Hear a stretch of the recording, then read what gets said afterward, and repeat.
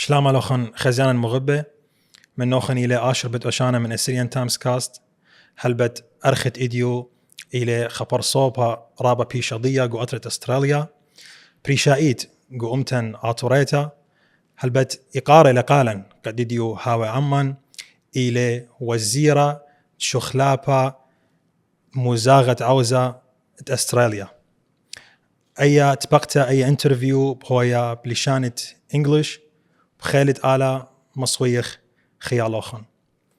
Ladies and gentlemen, join us to welcome the Minister for Climate Change and Energy of Australia, Chris Bowen. How are you today?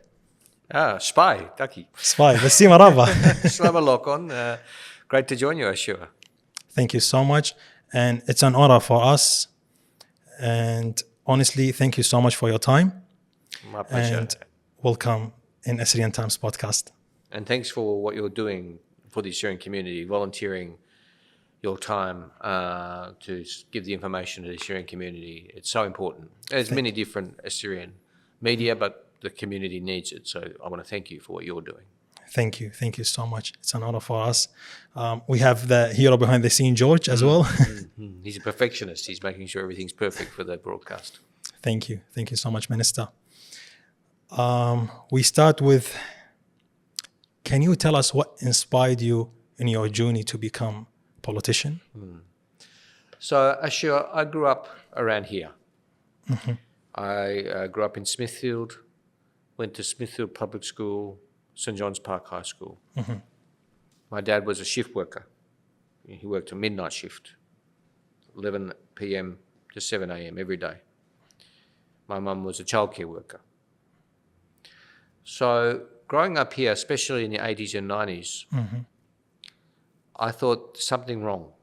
Our area is not getting enough support from the government, especially in those days, the schools. You know, very poor, good teachers, good students working hard, but not enough investment in our area. Mm-hmm. And I thought two things. Firstly, the way to fix this is politics. Mm-hmm. Politics is to get the hands on the levers to make big decisions to help people who don't have a voice in Parliament. And second for me was there was only one party that cared about this area, that was Labor. That was my choice. I'm not here to talk politics, but you asked me what drew me to politics. Yeah, of course. Yep. And it was that. There's these two things to say, okay, there's plenty of unfairness. How do we fix it? Politics. And which is the party which cares about fairness the most? For me, Labor. And this is what drew me to politics. So I joined very young. I joined at 15. I was very naive starting out in politics in the Labor Party, but they looked after me and said, this young boy, maybe he's got something. Mm-hmm. And people supported me, including my first big supporter. His name was Anwar Kashaba. Anwar Kashaba, yes. Maybe you've heard of him. Of course, yes. And he said to me, son, you're 15, but I think maybe you got one day go to Parliament. I'm going to support you. And this is how it all started. Oh, you started when you were 15? Yeah. Wow, such a young age. Yeah. So that's what drew me to politics. Mm-hmm. And you have been around Assyrians. You've been to events. We've seen you at events. You've participated in a lot of events. And you have a lot of experience with Assyrians. You know the culture, you know the food, the stuff. Can you describe Assyrian community for me? Very special to me. Very special to the community.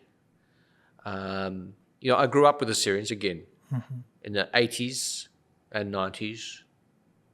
Already Assyrians were coming here. Small numbers to start with, but already at St. John's Park High School, I went to school with Assyrians and was learning a little bit about Assyrians then. And then, as I said, in the Labor Party, they were very supportive. And then when I got to Parliament, you know, got to know the Assyrian community so much better because they came to see me about all the problems. I thought, this community's got so many challenges and so many issues, but very welcoming to me. You know, the things that make the Assyrian community so special, faith, family, and a culture of welcome. And that's what makes it special, and a community which sticks together. That's right. And I liked that and I admire that.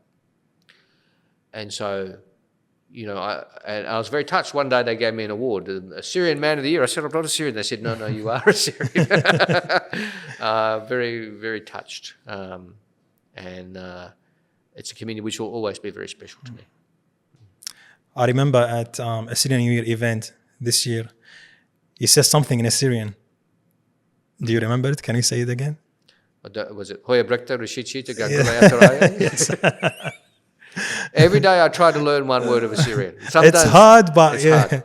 And I don't do it every day, but I got many Assyrians in my office. Oh, yes. Ninos, Ninos, Ninway, yeah. Nina.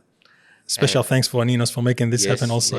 Ninos is the boss of my electorate office. He's the most, when I'm not there, he's in charge. And also Ninway is very, very special. And Nina, and say to Ninway sometimes, teach me one Assyrian word today. So I try and build.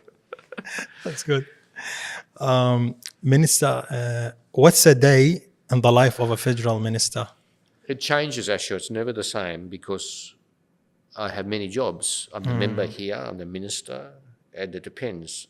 I have a job to do here, I have a job to do in Canberra, I have a job to do in the city, and I have a job to do in Australia, and a job to do around the world. So yesterday I was in the Northern Territory, not in Darwin. 2 hours by plane from Darwin in the middle of the bush. Wow. This is part of my job, to go and see the Aboriginal people and work with them. But look, my day always starts early, regardless of what I am. I get up about 5 o'clock in the morning. I read all the newspapers. So all 4 newspapers, I read them to see what's happening. Then if I can, I try to go to the gym, get some... Clear your mind. Clear my mind, and I find my job much easier to do if I'm a little bit fit. It gets harder as I get older. Used to be easier to be fit when I was in my 20s. When I'm in my 50s, it's a lot harder, but still I try.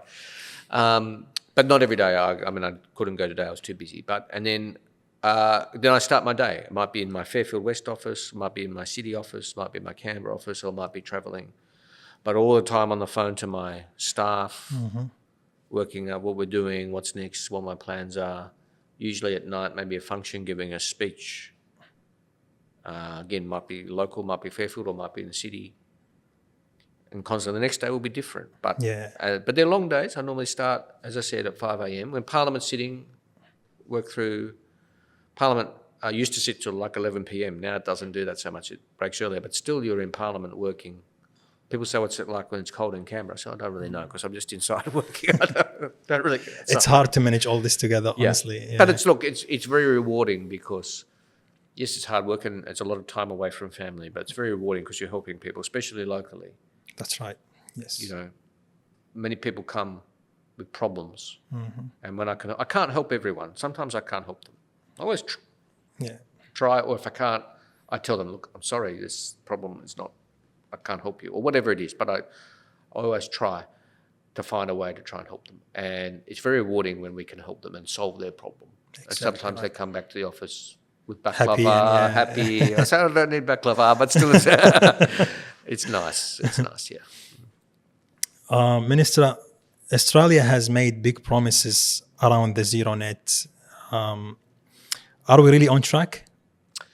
By and large, yes, we have more work to do. We've got sort of a couple of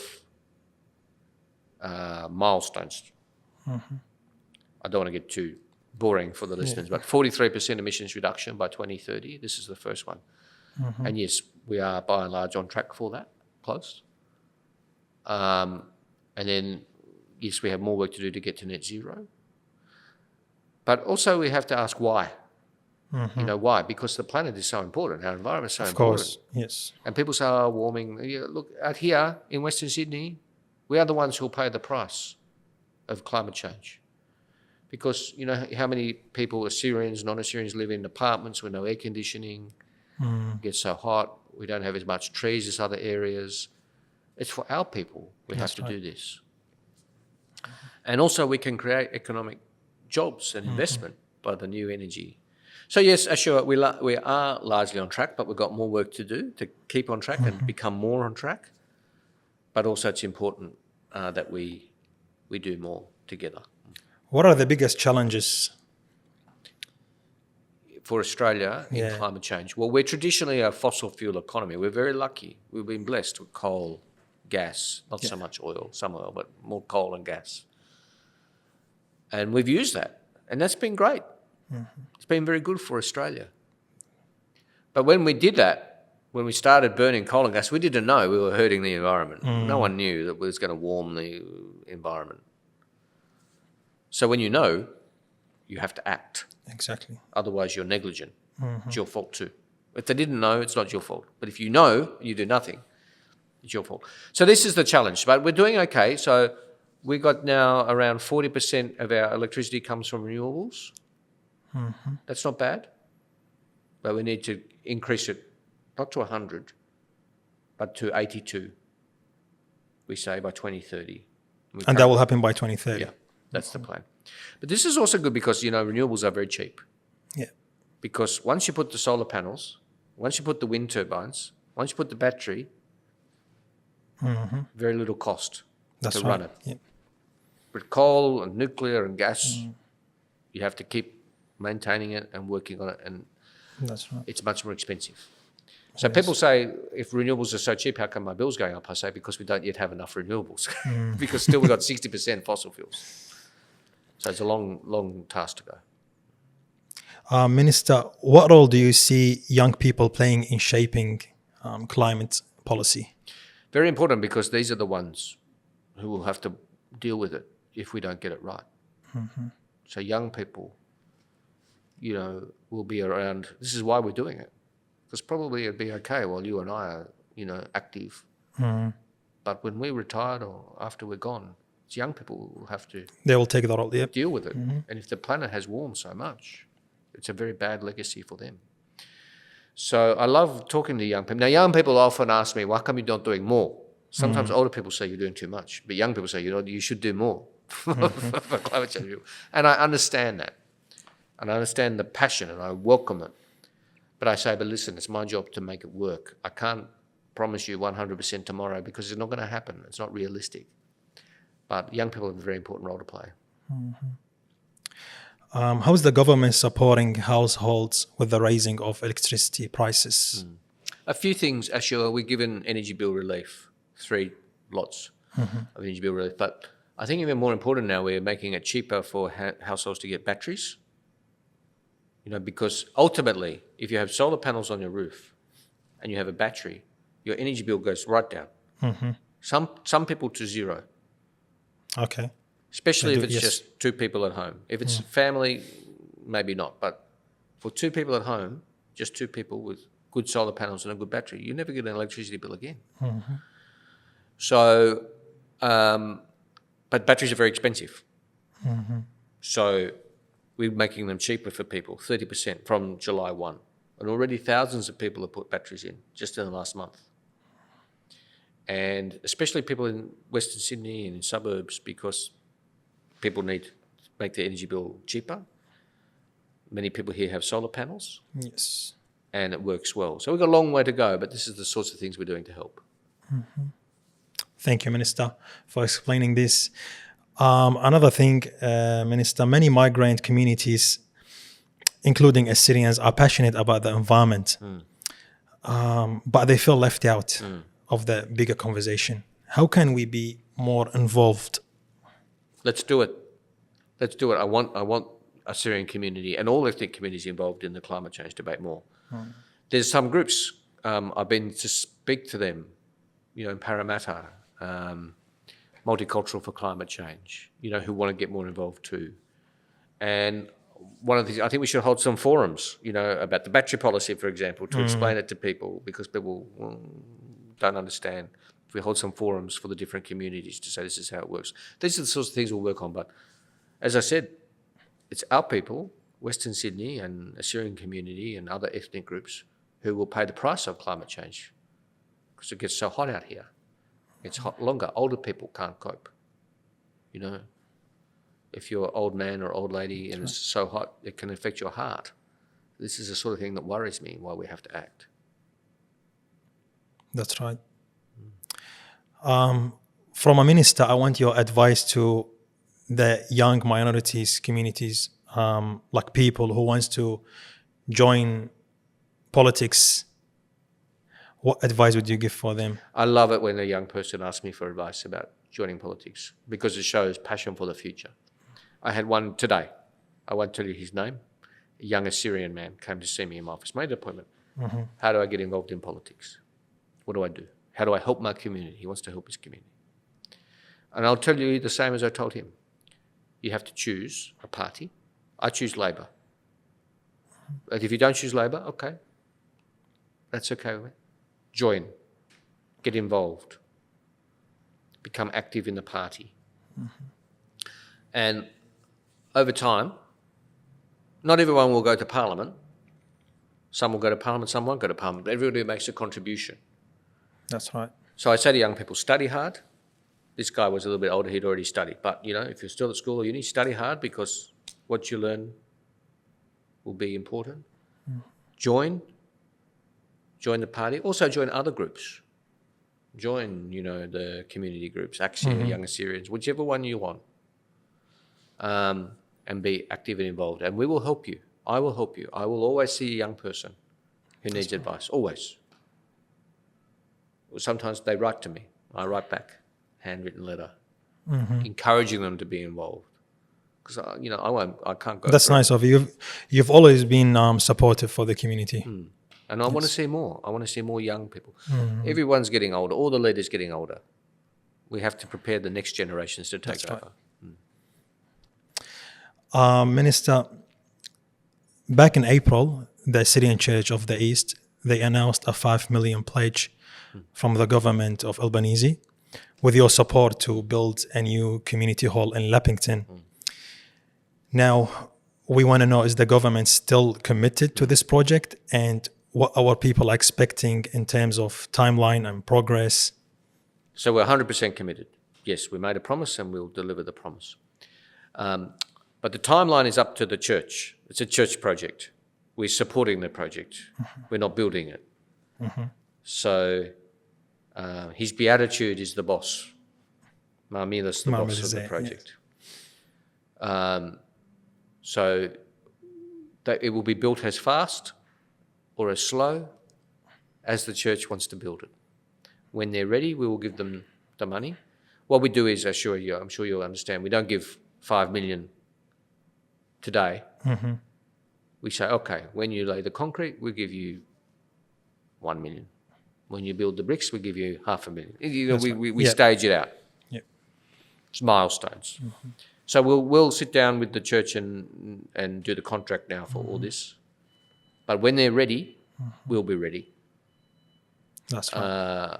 To help them. So also with the other things, you know, we also support the Chaldean Church. Similar sort of arrangement, and because it's all for the community. That's right. Yes. Last election, not this election, last election we promised smaller support for the Assyrian National Council to open the office in Fairfield. Now it's open, beautiful office. Yes. Supporting the community. Same thing. Thank you so much. As you know, in Western Sydney, there's a big population of Assyrian community. What your Labour Party has a plan, like a concrete plan in investing, in developing, what do you guys have in the future? For the Assyrian community? Yeah. Well, I mean, some of the things we've already talked about, because it has to be led by the community too. We don't come in and say to the government, okay, Assyrian community, you do this, you do this.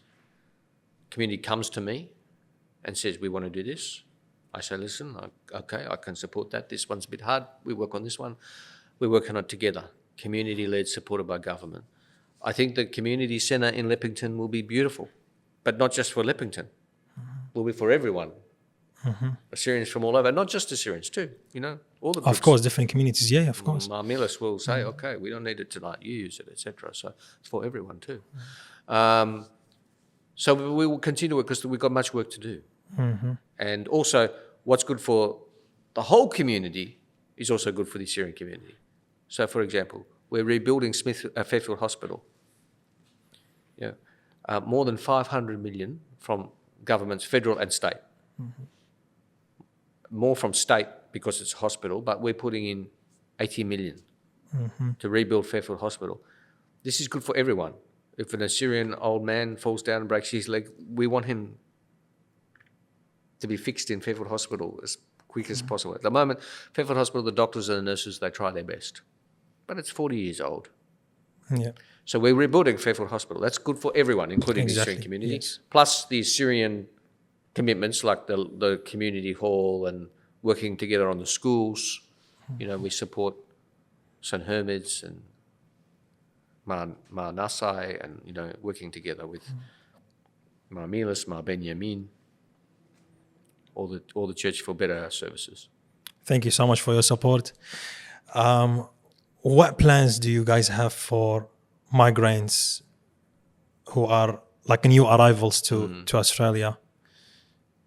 So I think in Australia, we've always got more to do. But Australia does this better than because they find it difficult Yes. at the start. Of course, because many have no English. Many their schools have been bombed, or traditionally over the years. That's right. But I want to say this, Ashur, Australia does this better, I think, than almost any other country in terms of support for new arrivals. Better than the United States. Of course. Better than Europe.